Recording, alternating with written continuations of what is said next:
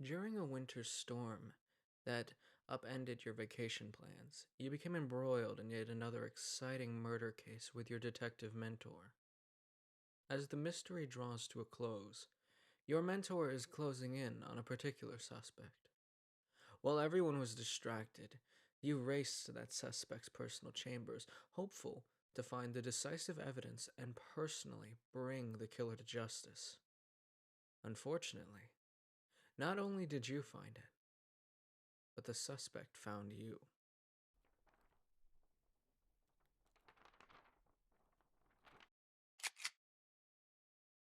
Looks like you already found the revised will. That's a shame.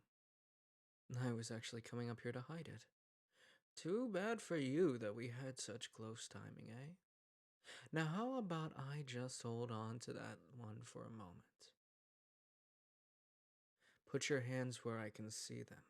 Don't move a muscle unless I tell you to, or I might just have to blow that pretty little head of yours all over this wall. And I don't really care if somebody hears. Yes, your detective friend was correct. I am the killer that you're all looking for. Why? You know the reason. You read the will. Call me ungrateful if you must, but once I found out I was being cut off from my inheritance, I decided, maybe it was more important to get my money while I still could than to keep groveling for an old man who never really gave a shit about me. So I just toughened up and did what I had to. Well, framing her wasn't originally part of the plan. I was intending it to be a private matter, to let anyone think that it was an actual accident, that it was nobody's fault. How was I to know that an amateur detective and their friend would be coming here to take shelter from the storm? I only had a narrow window before everyone else found out about the will. So even with you all here, I had to act while I still could. And then when your friends smelled something fishy, that's when I realized Francine was going to have to, well, let's just say take one for the team. Sadly for me, not for her. That wasn't the end of it. It turns out your friend is better at their hobby than I gave them credit for. It was unendingly frustrating, let me tell you. But now we have our current situation, where one of their meddling friends has started to meddle in something they really, really shouldn't have. Let's shut this up, shall we? Back away, slowly. Keep your hands up. Kill you. Oh, Jesus Christ, this is getting out of hand. No, I don't think so. Or rather, I'm thinking it's over. I certainly will if you give me a reason to, otherwise, I might not. Your detective friend and that buffoon of a constable are both still out there sniffing around. I would prefer not to provide them with another murder to investigate, at least not at the moment. But then, what to do with you? Obviously, I can't just let you go. There's no way you'd keep your mouth shut about any of this, would you? Oh, that's about as convincing as I was when I said I wanted justice for my father. We're both really bad actors.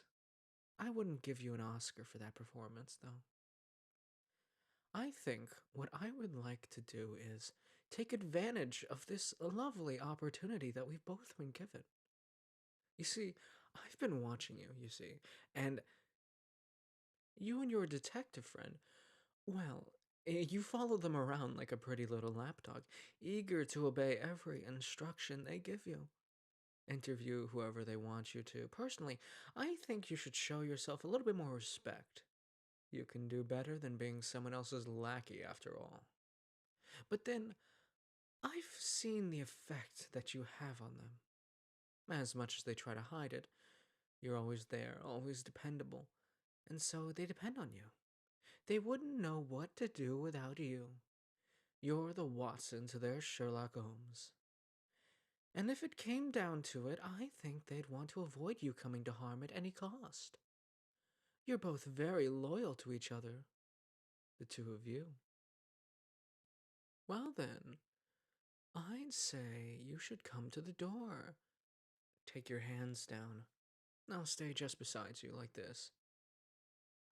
And you will come with me down the hall. This way, if anyone sees us, it will look like we are simply having a discussion. But if you attempt any funny business or try to run, this gun against your back goes off. And I would not like to clean up the mess after that. You know, I've got a full clip. And I just wonder what kind of damage this could do to your internal organs. Possibly spraying your guts all over the place might be a little fun, but it's some fun we'll have to do later, my dear. No one's around, I take it. They must still be preoccupied by those dogs. Speaking of which, was that you who set them off like that? Oh, that's funny. You made a diversion, and I also ended up trying to take advantage of it. We'll have to move quickly, though. I imagine someone will be looking and noticing we're both gone soon. Don't want them thinking any less than ideal thoughts. Don't worry, we don't have long to go, just to my father's study. I see that look on your face. Don't try it. Here we are. Open the door. No sudden moves. Thank God. I was half concerned that your friend was going to pop in and out of nowhere, as they've been doing all day. Come along to the bookshelf. Come along. I said my father's ghost isn't going to suddenly appear and spook you. He didn't actually die in here. Anyways, he lingered long enough to get to his deathbed. Or weren't you there for that part? I don't think that bad energy is the most pressing thing you have to worry about right now. Look, I would rather not have to physically force you the rest of the way. I'd like to treat you with a little more dignity and civility. We did share a lovely conversation this morning after all. Thinking back on that, did you know that your friend suspected me then? Was that just another one of your interviews you conducted on their behalf?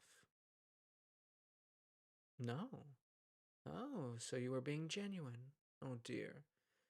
Don't tell me that you actually might have a thing for little old me. Oh, now that is a pity.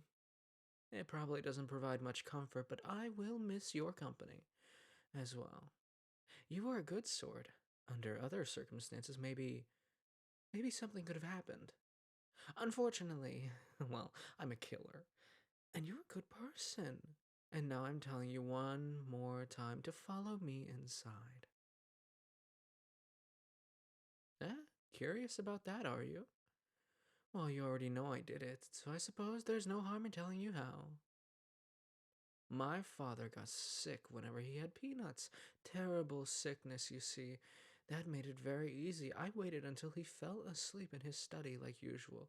And then, well, I just slipped a bit of peanut oil into his drinks. It was nerve-wracking, thinking he might wake up in the middle of the night. I don't mind telling you. I just had to leave before he woke up, obviously. Ah, that's right. With no one entering or exiting the study, it must have looked like a ghost got in. Well, I won't tell you how I did that. Instead, I'll show you.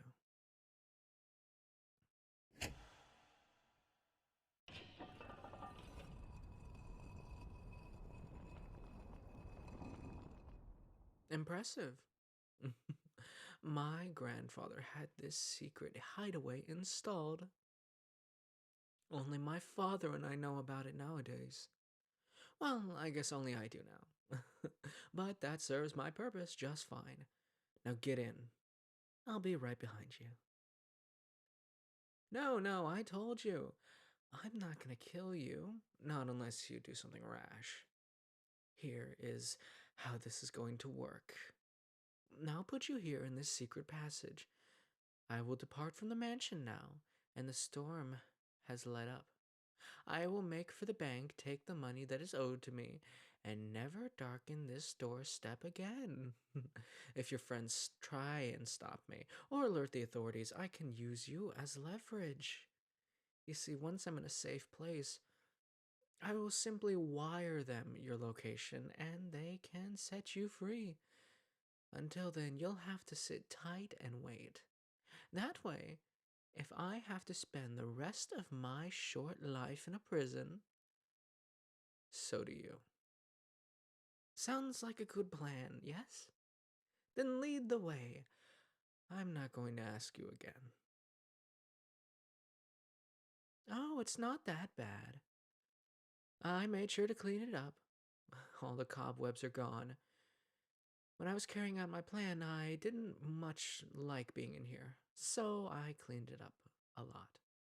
I wasn't going to be sharing this room with a bunch of dead bugs while I waited for my father to kneel over. It is a bit dark, though. Watch your step. I think that my grandfather intended these hideaways as a sort of a safe room in the event that the house is burglarized or stormed by the lower class or something. He was always paranoid of silly things like that. So it's sturdy and useful in an emergency, but not very comfortable. I hope you're not too cold at least. Good. Sit down. I should still have some rope around here. Spent some time making a pulley system once to take things back and forth between another hideaway down on the first floor. Amused my sister to no end when she was still alive. Happier times, I suppose. What? Well, no, I don't think she'd find this very amusing. She was always a very soft-hearted little thing. But like I said, she isn't around anymore. Please don't try to distract me with this subject. I really don't appreciate it. Ah, here we are. Turns out I had quite a bit left, actually. Now, don't move. You think that they'll find you? Do you? They're welcome to try. Your detective looked all over the mansion and didn't find anything suspicious. But we'll see. I wouldn't care if they got you. Once I'm already out of the country. Certainly, though, I doubt it. It's not like they have any clues to lead them to the study after all. We'll see, my dear. I guess to their credit, they did see through the ruse I put up. They even knew about where I kept the will. Why else would they send you to my bedchambers? Oh, that was on your own. Seems a little foolhardy of you. You didn't even look up when I came in. I could have caved your head in right there, carved a smile into your face, or toyed with your body to my contents, but you didn't even look up. No, don't be so hard on yourself. You're still learning the basics. Mistakes are bound to happen. Think of this whole uncomfortable episode as a learning experience. Next time, I hope you'll bring backup when you go snooping around. There. I think that looks secure. Ankles, too. What are you whimpering about? No, no, no. I will tell them your location once I'm gone. I will. There's no reason you have to die just for being careless. I know I've lied about a lot of things over the past week, but I'm not lying about this. Cross my heart, hope to die. You think I mind becoming a fugitive? It was always my wish to see the world. I just needed the money. No, you're not going to suffocate. This house is drafty enough that it is well ventilated. I should know. I had to spend hours in here. All right, I don't think you'll be getting out of that place in a hurry. Hang on. What happened to your top button? Never mind. I must have fallen off somewhere. In any case, I guess I can put this gun away. I'm sorry about that, by the way. Thank you for cooperating, though I know that you hardly had a choice in the matter. I'll be leaving the mansion now that I've finished here, and now that I've got the revised will, I imagine that if all goes well, you'll be out of this dreadful place in about a day.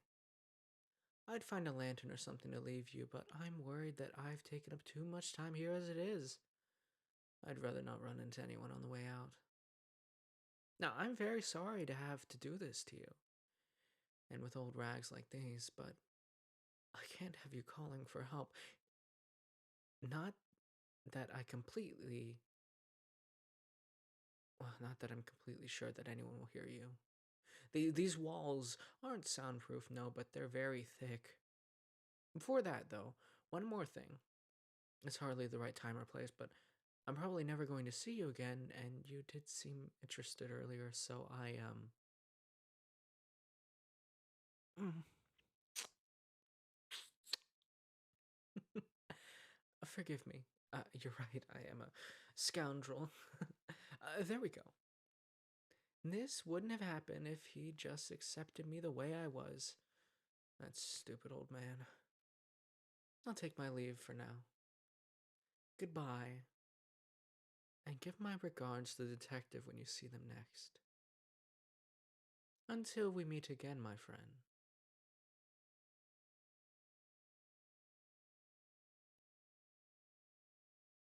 Hello, everybody. My name is the Man of Culture.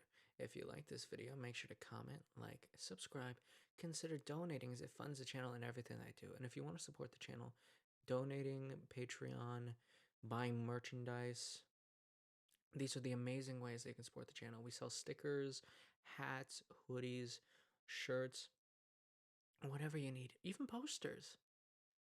And if you want, go check out the Discord, which is filled with so many lovely people. And please do go make sure to check out our Twitter if you want to stay up to date on what's happening with the channel. And finally, I'd like to give a big shout out to our loyal Patreon Tier 3 subscribers. Thank you to ace.cries, Castiel, Rasmin's Cat, Star Espersen. You guys are such loyal supporters, and I love all of you. Please make sure to go check out my other videos. Every view I get helps support the channel and helps me do what I do. I love every single one of you. Have a great day, my dear.